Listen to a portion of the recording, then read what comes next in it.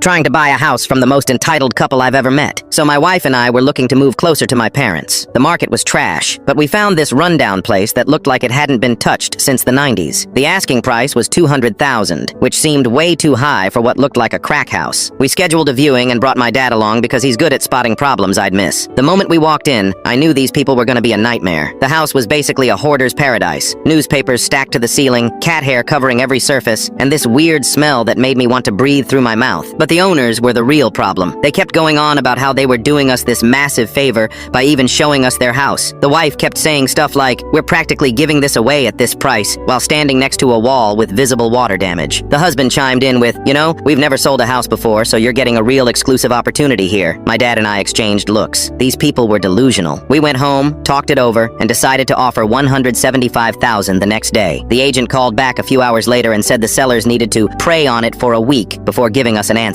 A week for a house that looked like it was about to collapse. When they finally called back, they declined. So we bumped it up to $177,000. The agent called back sounding embarrassed and said the sellers weren't ready